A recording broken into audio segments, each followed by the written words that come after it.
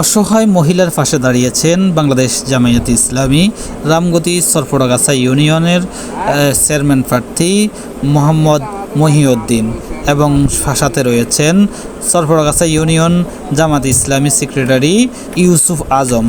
এই অসহায় পরিবারের যে ঘরটি রয়েছে সেই ঘরের দেখা যাচ্ছে পলিথিন দিয়ে মোড়ানো এই ঘরটি যেন একটি জরাজীর্ণ অবস্থায় তারা বসবাস করেন।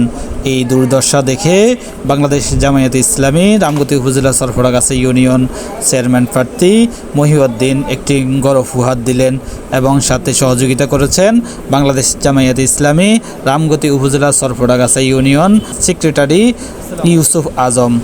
তারা জানান যে আমরা এসে এই ঘরটি যখন জরাজীর্ণ অবস্থায় দেখি তখন আমরা উদ্যোগ নেই তাকে একটি গড় উপহার দেওয়ার জন্য।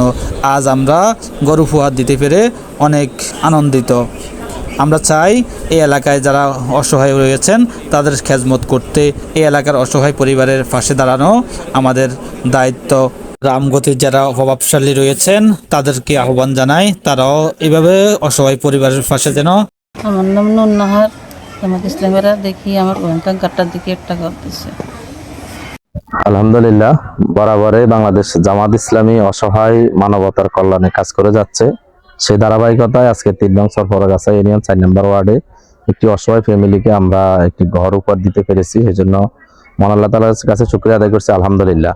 এজন্য আমরা এই সমাজবাসী এবং এই ইউনিয়নবাসীকে আহ্বান জানাবো, সৎ নেতৃত্বের মাধ্যমে একটি সমাজ পরিবর্তন করা সম্ভব। এই দেশের মূল সমস্যা হচ্ছে দুর্নীতি।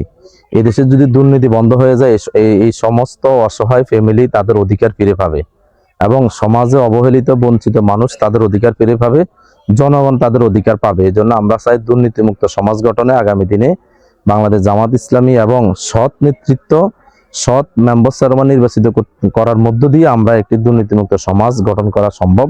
এই জন্য সবাইকে সবার প্রতি আহ্বান থাকবে আগামী দিনে সুন্দর একটি সমাজ গঠনে এবং সৎ নেতৃত্ব প্রতিষ্ঠা করতে হবে।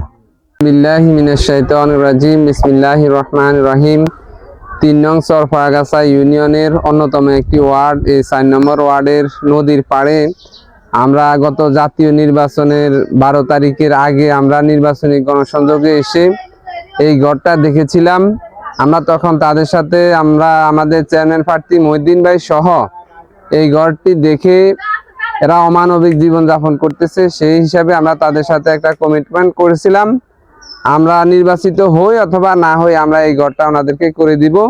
তারই ধারাবাহিকতার আলোকে আমরা এখন এই ঘরটা করে দিচ্ছি ইনশাল্লাহ। এই ফরাগাছা ইউনিয়নে আমরা অবহেলিত মানুষের সাথে মানবতার যারা জীবনযাপন করতেছে, অবহেলিতভাবে যারা আছে তাদের পক্ষে ইনশাল্লাহ আমরা আরো কাজ করব।